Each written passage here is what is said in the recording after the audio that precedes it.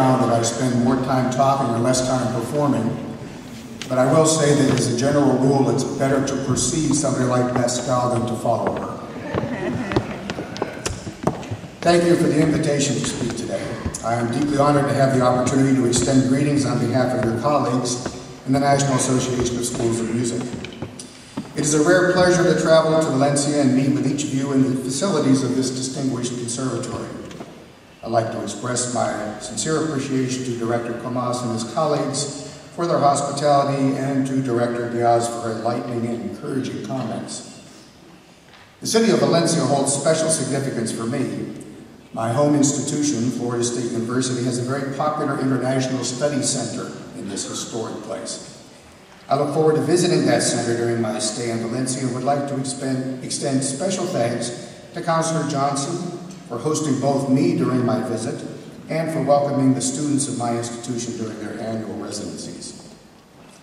And of course, special congratulations must go to Pascal on her ascendance to the presidency of the AEC, and to Jeremy Cox on his new responsibilities. All in NASM look forward to continuing our work with both of them and with each of you, the membership of the AEC, on matters of consequence to the study of music. Finally, I'm particularly grateful and delighted to note the presence of Secretary Akasaka at these opening ceremonies. In these challenging times, it is reassuring to have an individual of international prominence in attendance at this meeting of the leading music administrators of Europe. In a little more than a week, your colleagues in the member institutions of the National Associations of Schools of Music will convene for their 87th annual meeting. Again this year, a significant amount of time during the meeting will be devoted to the continuation of our work on the undergraduate music curriculum, our entry-level curriculum roughly equivalent to your first cycle studies. This effort will be focused on the core music requirements shared by all professional undergraduate programs. These curricular requirements address various standards found in the NASM handbook. In separate sessions led by recognized national experts, we will explore specific areas of content and allocations of time to present that content. The sessions will focus on music theory and musicianship, music history and literature, and music performance, with particular emphasis on ensemble experiences. This focus on ensemble experiencing is particularly important at a time when increasing numbers of young entrepreneurial musicians are achieving recognition through innovative chamber music performances, after having been trained in music programs principally focused on traditional large ensembles such as orchestras and wind bands.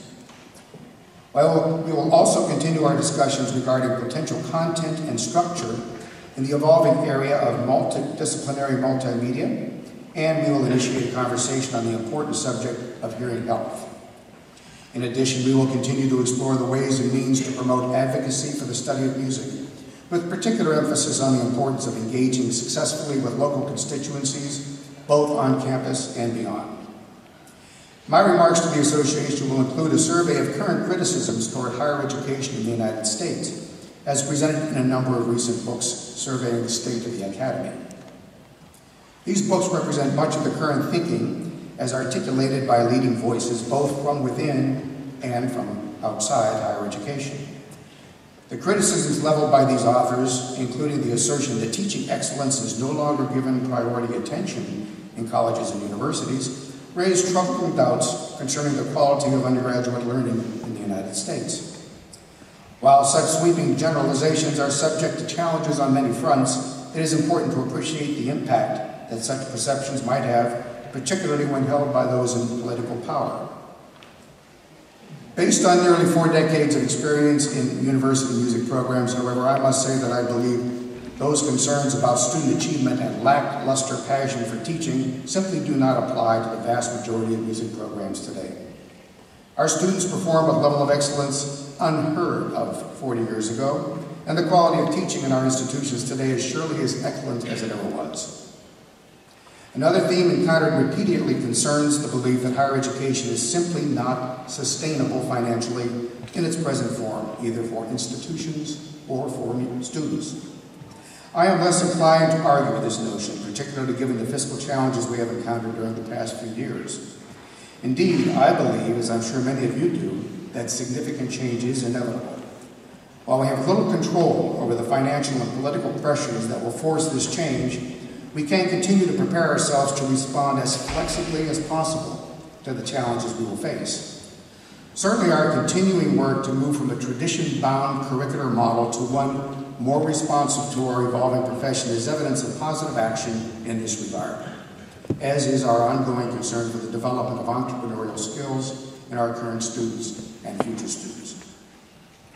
I was delighted to note that the AEC Congress 2011 Thematic Day will include a number of presentations involving the new landscape for performing musicians and the need to ensure a continuing significant role for music.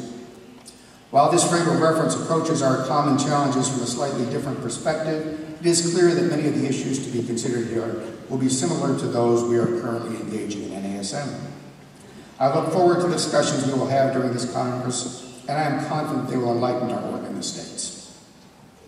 I would like to close these words of welcome with the comments I plan to leave my NASM colleagues with next week.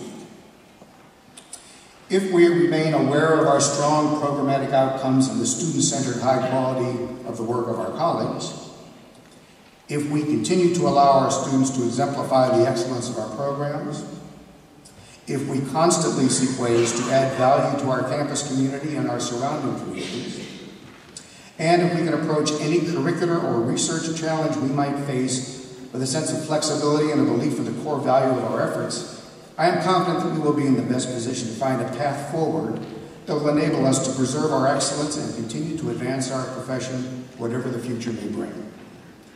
Thank you again for your hospitality and for the opportunity to join with you in discussing the challenges and opportunities facing our profession. It is an honor to be among you.